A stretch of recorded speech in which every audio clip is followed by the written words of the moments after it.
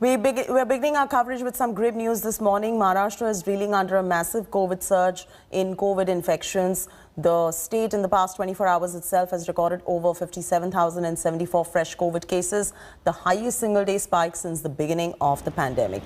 The state has also reported 222 deaths on Sunday.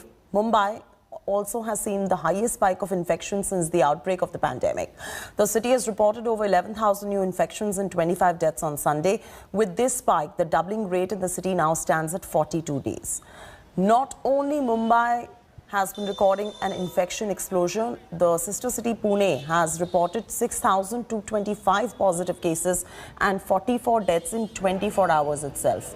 Nagpur, in the last 24 hours, 4,110 positive cases and 47 deaths.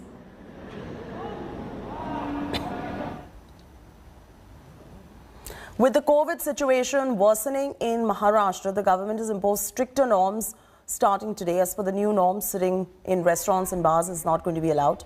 Home delivery executives will need to be vaccinated. Theatres will remain closed in Maharashtra. Only essential services will be allowed to remain functional after 8 p.m. A weekend lockdown has also been announced in the state. The government is further ordered to shut down the playgrounds, parks, beaches. Schools and colleges are going to remain shut except in 10th and 12th grades. Private coaching classes are going to be remaining shut. Only 20 people are going to be allowed for funerals. The SOPs for industries is still to be released.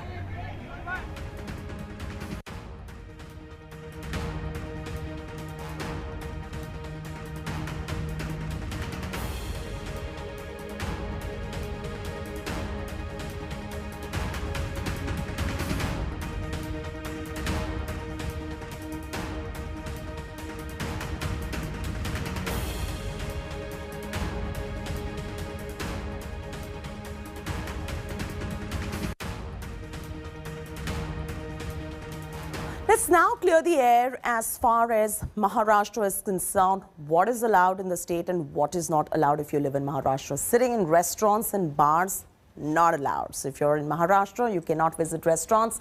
Film shoots, not allowed. The film shoots will not be allowed due to the COVID crisis. Theatres are going to remain shut in the state. If you're curious what more, playgrounds are going to remain shut in Maharashtra due to the rising number of COVID cases. Let's get you what is now allowed in the state. Essential services after 8 p.m. is allowed, but after 8 p.m. non-essential services will not be allowed. Takeaway from restaurants is allowed, but your delivery boys who come to deliver your food need to be vaccinated. Construction work is allowed, and this is what is allowed and not allowed. Public transport is going to be allowed for the convenience of the citizens in Maharashtra. The government offices are allowed to function, but as you can see, under 50% capacity. So this gives you a better sense of what is happening in Maharashtra and clears the air as far as the confusion is concerned as to what is allowed and what is not allowed. The rising COVID cases are not just restricted to Maharashtra but across the nation. It remains to be a huge cause of worry for Indians. The national capital, Delhi, as well, has reported as many as 4,033 fresh cases with 21 deaths, taking the tally of active total cases to 14,000. Amidst the rising cases, the number of containment zones also may become a cause of concern for the administration, as the health department claims high infection rate in North and South Delhi. Situation remains grim in NCR region as well. Several resident welfare associations have imposed strict restrictions on sport activities. The authorities have also decided to control crowd at the malls, hotels, theatres in the Noida region. In addition to that, the UP government has decided to seal 20 households for every patient tested positive. Separate rules have been announced for multi-story buildings. State has reported 4,164 fresh cases on Sunday. Rajasthan government announced a night curfew from 8 p.m. to 6 a.m. In addition to that, classes are going to remain shut for class 9, till class 9, I beg your pardon. The state reported 1,029 new cases in the last 24 hours. Time now for our special COVID segment, The Good, the Bad and the Ugly. Here's our report.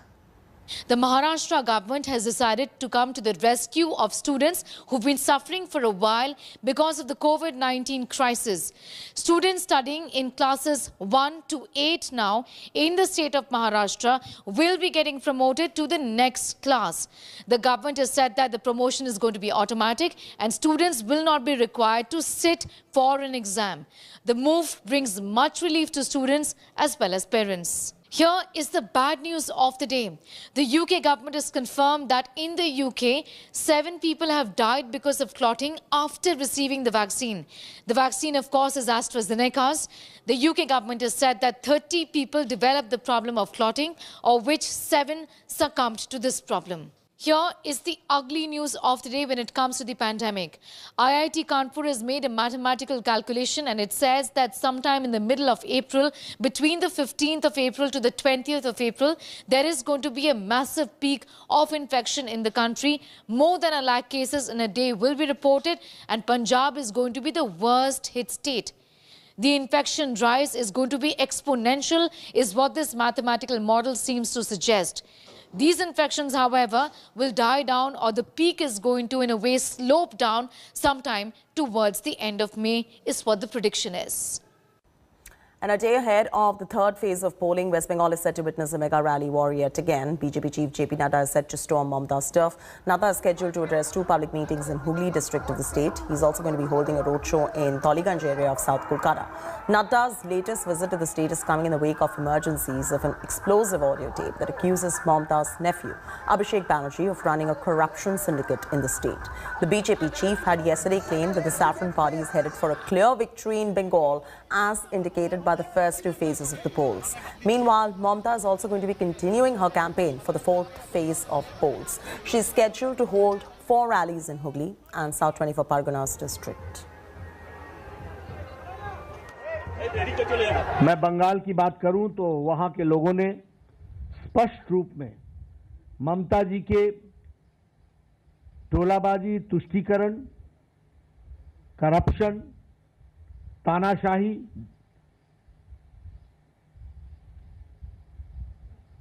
Criminalisation of administration, इन सब को नकारने का तय किया है और इससे तंग आकर वह भारतीय जनता पार्टी को एक तरफा सपोर्ट दे रहे हैं.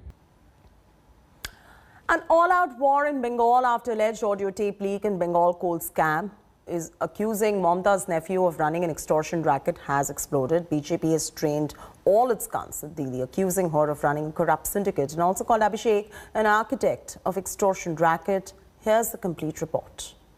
वहीं पोस्टेड है 3 साल से वहीं पोस्ट दिल्ली बिष्णुपुर में था. अच्छा, डायमंड हार्बर अभिषेक का कंस्टिट्यूएंसी. हाँ, अभी 2 साल से इधर है, 1.5 साल में 2 साल से इधर.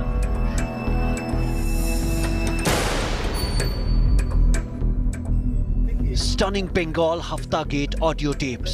ये कितना बड़ा लाइन खींचती है ऊपर जाने. Mamta's nephew Abhishek Banerjee accused of running extortion racket with direct complicity of Chief Minister Mamta herself. The extortion charges haunting Mamta. Allegations bang in the middle of ongoing Bengal polls. इसको अच्छा बोल सकते हैं कि भाई ये एक fix income आ रहा है हर महीने. कितना मोटा मोटी कितना वहां तक पहुंच जाता था, उस तक कितना पहुंच जाता था अभिषेक तक? 35 लास्ट 2 साल 2.5 साल 35 हमको लग रहा है.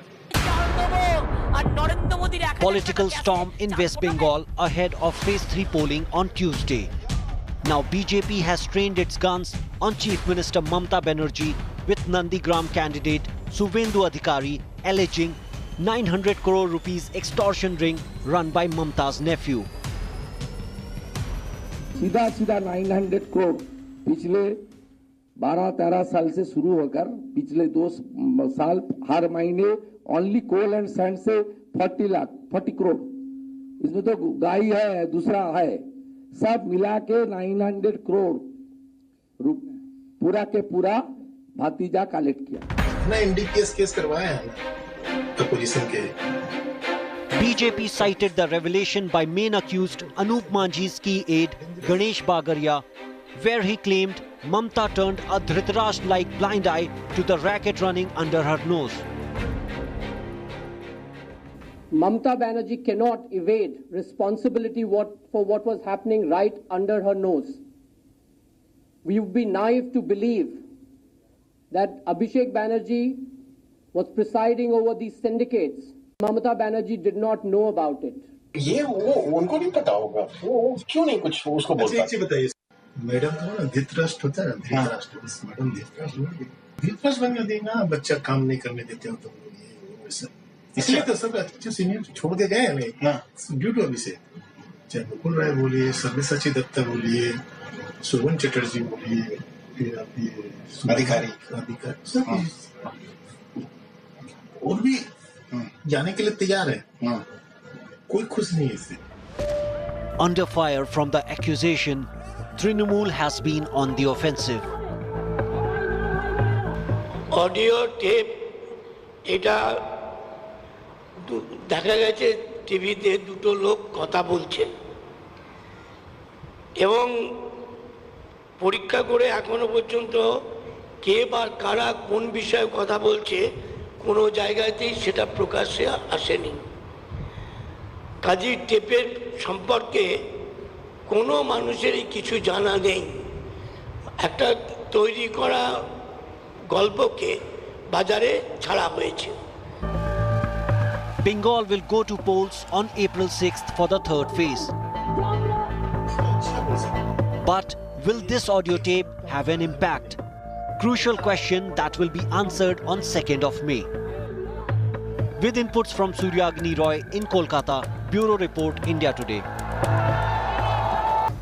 2 days after encounter between security forces and Naxal in Sukhma, Bijapur border area of Chhattisgarh, the state police is going to be submitting its report on the incident to the Home Ministry. It is learned that no request for an NIA probe has been made in this report. This is coming in a day after Home Minister Amit Shah has taken a stock of the situation. He chaired a review meeting with the senior officials of the ministry, Intelligence Bureau and Central Armed Police Forces also. Shah has assured the nation that the sacrifice of martyrs is not going to go in vain. So far, 22 security personnel have been confirmed dead, while 31 soldiers are wounded. As per the CRPF, the toll could go further up as the search operation continues. Over 30 Naxals have also lost their lives in Saturday's encounter.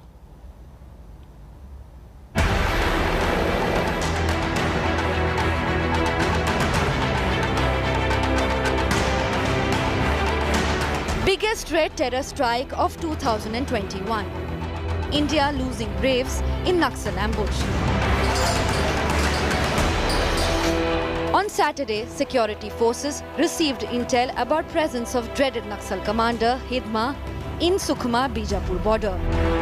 A joint operation was initiated by CRPF's Elite Commando Unit, Cobra, District Reserve Guard and the Special Task Force to nab the Naxal commander. But the security forces were led into an ambush as Naxals were ready.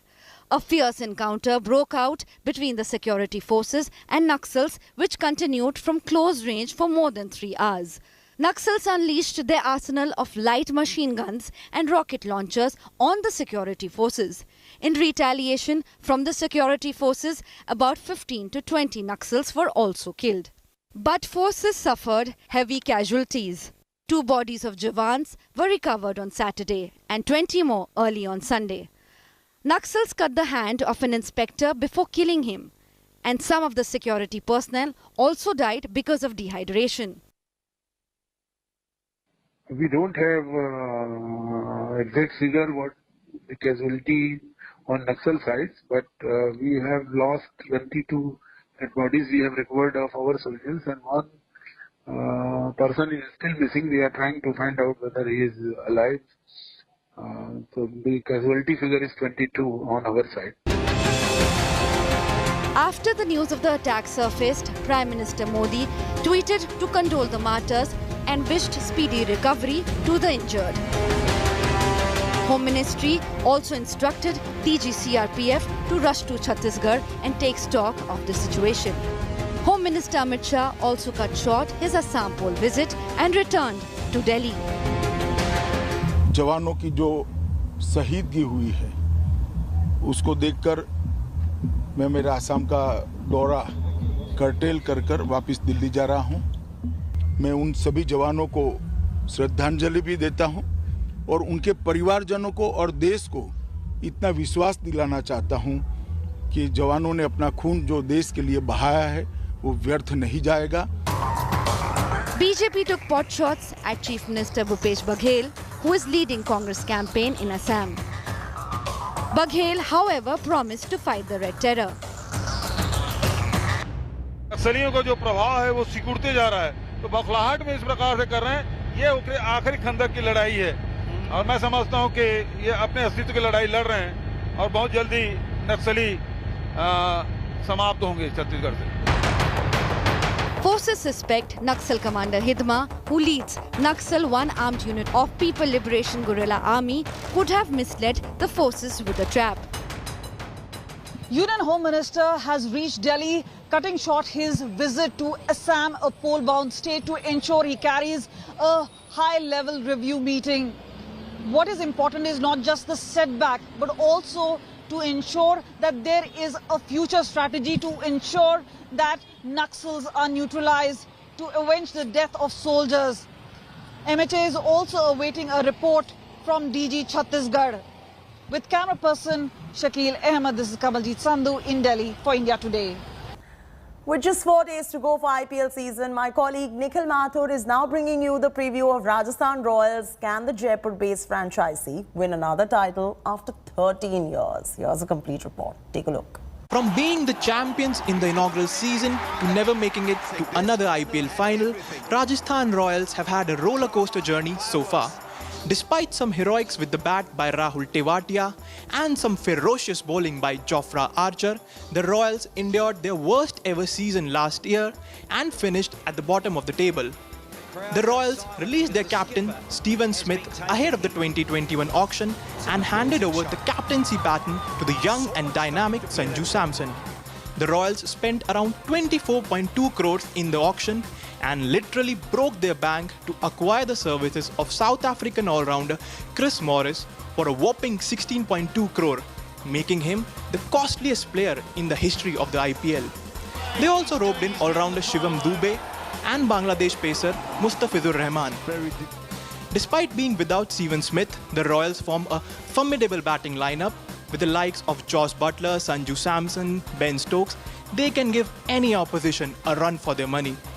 But it's the bowling department that has been a concern for the Royals, and with Jofra Archer likely to miss the first 4 matches, the bowlers have their task cut out.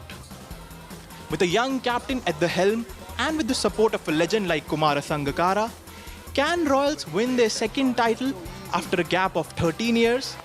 We'll get to know when the season kicks off on April 9. Hello everyone, this is Rahul Kamal here. Hope you enjoyed this video. For the latest news and analysis, like and subscribe the India Today YouTube channel and don't forget to press the bell icon to stay updated.